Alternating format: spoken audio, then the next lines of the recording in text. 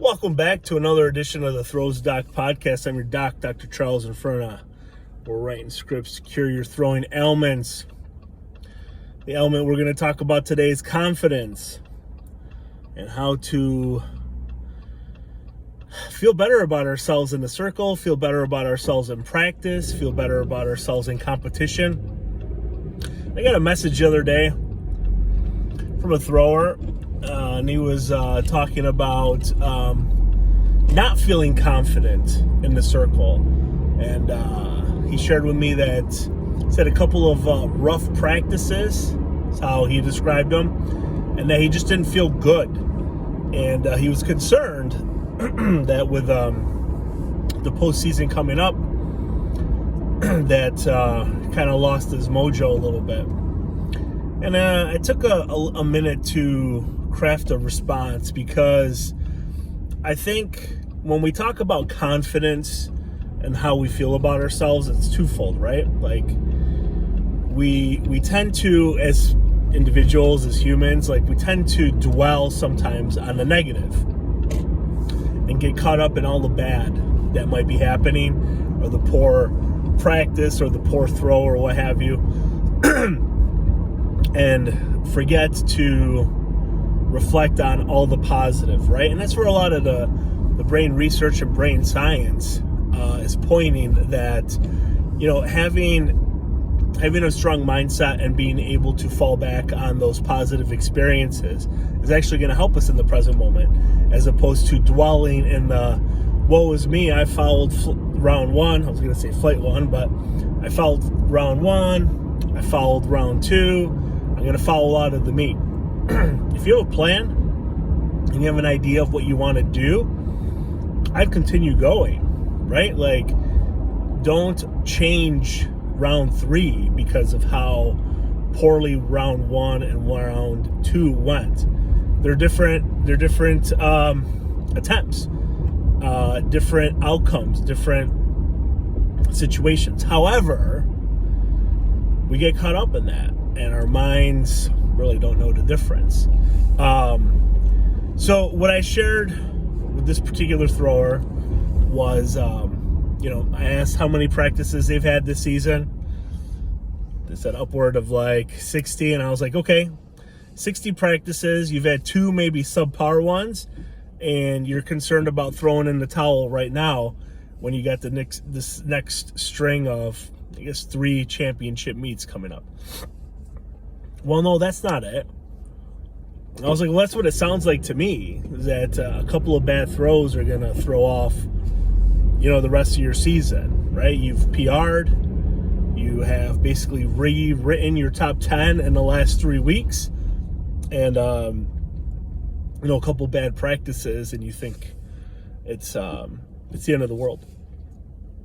And that's not the case. And what I shared is, think of the plan for the week, your practice schedule, things that I shared with you, how to approach each training session, how to approach each, specific item in each training session, and go from there, right? We've been doing this together for 3 weeks now. A personal best, like I said, rewritten. You're basically your personal top 10. Don't let a couple of bad sessions, or what you think are bad sessions,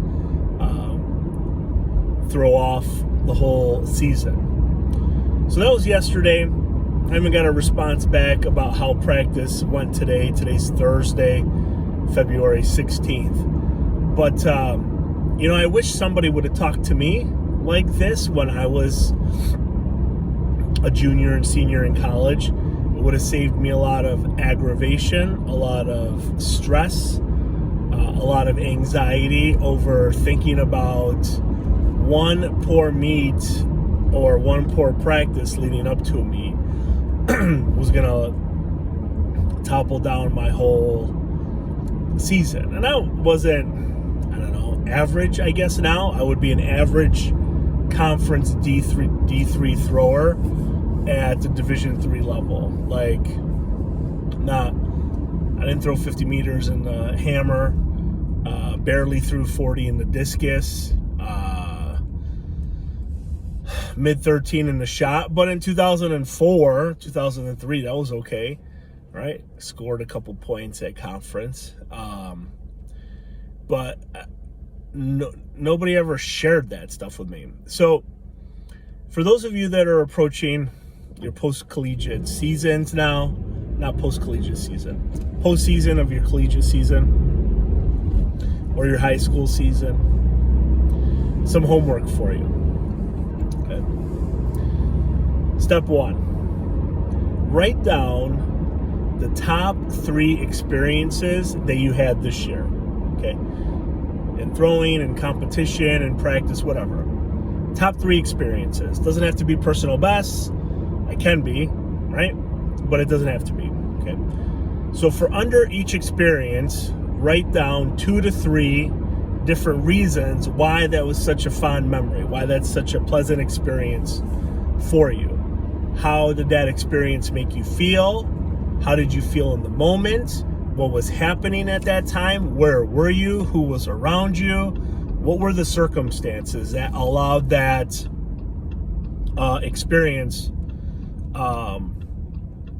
to be great for you, right? That's 2. 3, after you write that down, tuck that away in your throwing bag, your gym bag, someplace, okay? And when you get to a competition, when you get to a meet, if you feel like, things aren't going well, pull out that piece of paper, pull out that note from your phone, and go over that, right? Relive those moments, relive those times in your life, because hopefully when you experienced that, you felt confident, you felt good about yourself, and it's going to spark some emotions, right? And positive thoughts, which is going to alter our brain. And those thoughts hopefully will lead to a more positive physiological experience. Hence, throw well, throw better, compete better, right? But you got to be honest with yourself about those experiences. You got to be honest with yourself about why they mean so much to you and why competing in this moment at this time means so much to you. And I think that's the crux of it, is that oftentimes we fail to think about those things or put those things in perspective. Like, why is this important to me? Like, why is competing at regional championships important for me in D3? Like, why do I want to do this? I'm competing at sectionals, I'm competing at state qualifiers. When I was in high school, it was the Meet of Champions, which sounded pretty cool. Like, why? And if you're able to get down to that why, and you dig down deep enough, your answer will be waiting for you. It'll make everything else really a more pleasurable experience, right? 'Cause for all of us, it's not always about the distance or the time or the mark, because you don't have to PR to win. And I think a lot of individuals don't take that into consideration. You don't need to PR to win, right? You throw well enough, you run fast enough. How cool is that you can run, I don't know, a second under your best in the 800 or 1500 or whatever, and you still, beat the competition by who knows how many seconds, right? How many tenths of a second, or by 15 centimeters or 20 centimeters or whatever it is. But you got to believe it in yourself. I could tell this individual, I could tell everybody who's going to watch this how great you are and how wonderful you are and how amazing you are and how great you're going to perform. But if you don't believe that you can do that yourself, it doesn't matter what I think. It doesn't matter what anybody else thinks.